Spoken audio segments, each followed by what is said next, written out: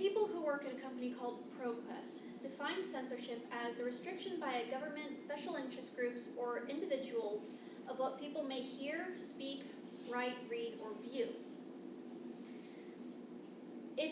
Censorship in general is a very powerful tool that's used by a lot of people, and for many, many reasons. But what exactly does it accomplish? Who benefits from the suppression of the pen and the voice, and at what cost?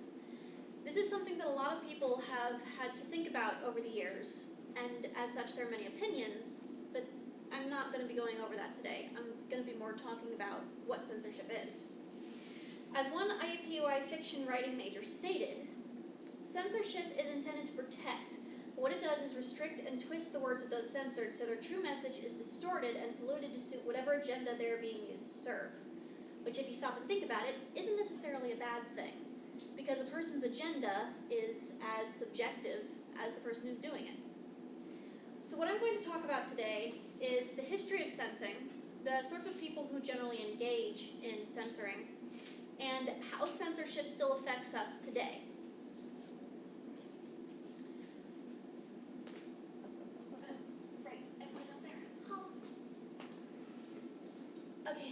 Censorship, as you can see, is a powerful tool which evokes a lot of very strong emotions in people. This, specifically, is a picture of students engaging in a protest against censorship called the Day of Silence.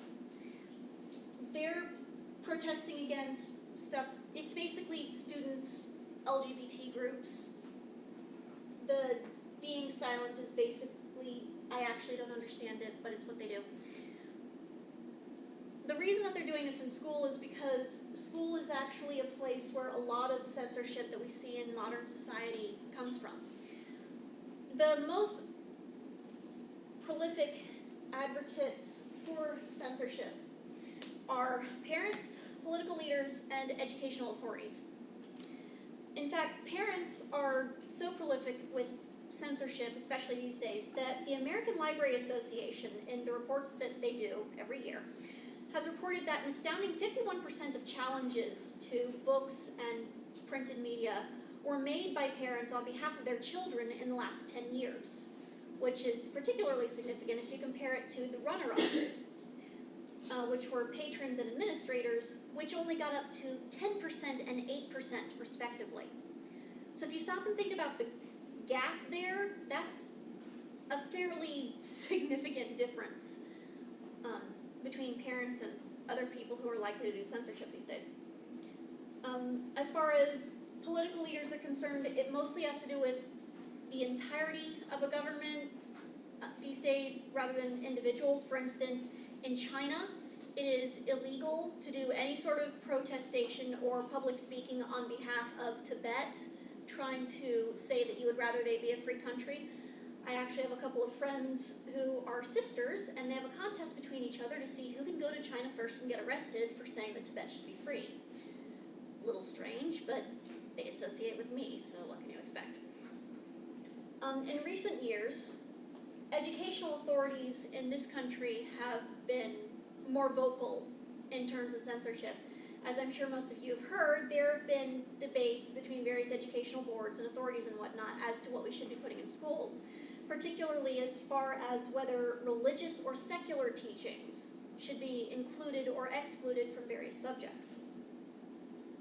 And the reason that this is so large has a lot to do with the history of censorship.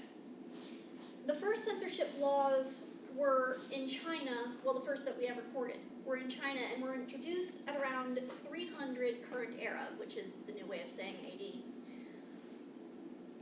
I couldn't really find much specific information on that, but it's important to know because it shows that censorship, institutionalized censorship, has been around much longer than people like to think. Most people, when they think about censorship, start somewhere around the Renaissance period, particularly with people like Galileo, who was given life imprisonment in 1633 by the Catholic Church simply for claiming that the earth revolves around the sun, which was considered extremely heretical. Yes, that's the word. Sorry. And of course everybody knows about the Nazi book burnings, the book burnings during the Crusades. something that's a little closer to our time that not so many people know about. In the 1950s, here in the United States, they created the Comic Code, which was created to control what could and couldn't be in comic books. This is mostly because of a book called Seduction of the Innocent, where somebody decided to claim that comic books were responsible for kids having premarital sex, kids bullying each other, and various other things because, well, how dare superheroes use violence to solve problems? Well, that's how real people generally solve problems on a more global scale. Fortunately, over time, the Comic Code was removed, but people have a tendency to think that censorship has disappeared or at least become less popular of a thing, and that just isn't true. Now, as I have said, the censorship these days is best seen in people talking about what should be going on in our schools.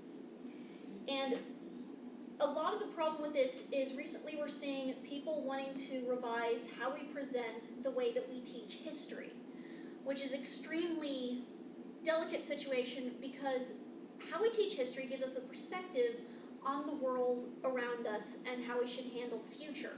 And if you change that, then you're changing everything that comes after it. A very prominent case recently is with the Texas School Board of Education that, as some of you may have heard and some of you may have not, has decided that they are going to change. There were over 200 changes that they wanted to make to their curriculum. And the reason that they're important is because the Texas school system is the largest purchaser of books in the entire country. So whatever they decide has to be in their books in order to purchase them from the companies that are making the textbooks is going to change what everybody else in the entire country gets to learn. So some kid in Nebraska or here in Indianapolis is going to be learning what Texas wants their kids to learn because they pay the most money, which is why it's so important. Unfortunately, a lot of the things that they're doing are incredibly controversial for reasons such as they have decided to remove Thomas Jefferson from the history books as far as him being one of the influential people at the beginning of this country's founding. And one of the stated reasons for this was because he invented the phrase separation of church and state. Now, the Texas School Board of Education has openly admitted that they would rather have a history that is founded pretty much entirely on Judeo-Christian beliefs. In fact, they decided that they also wanted to remove any mention of the idea that the founding fathers may have in any way been secular or deist, in spite of the fact that there are documents that prove this to be true, which is going to be significantly detrimental, especially when you get into later years in school, like in college. You're reading documents by these people that have nothing to do with what you just learned, and that conflict is going to create an inability to learn the new material.